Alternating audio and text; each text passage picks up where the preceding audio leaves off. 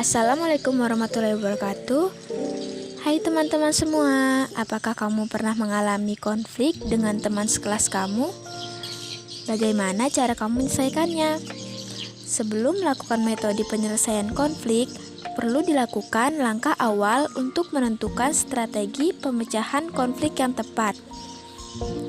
Yang pertama, sejarah konflik atau dinamika konflik.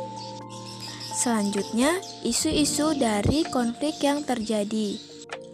Kita juga perlu tahu siapa aktor dari suatu konflik. Lalu, penting juga kita mengetahui pandangan antar aktor. Selanjutnya, bagaimana hubungan antar aktor. Dan yang terakhir, akar penyebab konflik. Metode penyelesaian konflik dapat diselesaikan menggunakan beragam metode penyelesaian.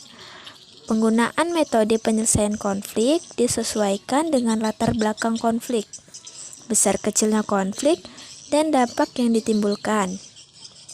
Apa aja metode penyelesaian konflik tersebut? Adapun metode penyelesaian konflik sebagai berikut. Yang pertama, mediasi. Dalam kamus sosiologi, mediasi diartikan sebagai upaya penyelesaian pertikaian oleh pihak ketiga, tetapi tidak diberikan keputusan yang mengikat. Metode ini bisa diambil ketika setiap pihak yang berkonflik tidak ada yang mengalah atau tidak mampu menyelesaikan permasalahannya sendiri. Metode mediasi sering dipilih masyarakat untuk menyelesaikan kasus konflik karena beberapa faktor berikut. Pertama, mediasi sebagai alternatif penyelesaian konflik sebagai ekonomis dibandingkan dengan metode lain, baik dari sudut pandang biaya maupun waktu.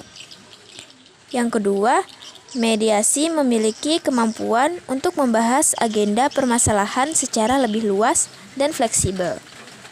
Yang ketiga, mediasi lebih mengandalkan penyelesaian secara kooperatif, yaitu pihak yang berkonflik ikut terlibat langsung dalam pembentukan kesepakatan.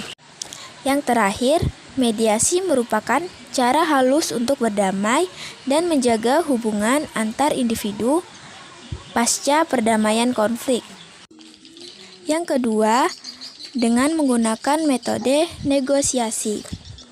Apakah kamu pernah melakukan negosiasi dengan teman atau orang tua kamu? Negosiasi merupakan komunikasi yang terstruktur ketika dua pihak atau lebih mencoba menyelesaikan perbedaan pandangan yang mencapai penyelesaian yang diterima semua pihak. Negosiasi tidak membutuhkan pihak ketiga sebagai penengah. Sementara itu, mediasi memerlukan pihak ketiga yang netral. Adapun proses negosiasi sebagai berikut. Yang pertama, harus ada salah satu pihak yang menawarkan untuk melakukan negosiasi. Yang kedua, pihak yang meminta negosiasi mengutarakan terlebih dahulu maksud dan tujuan negosiasi.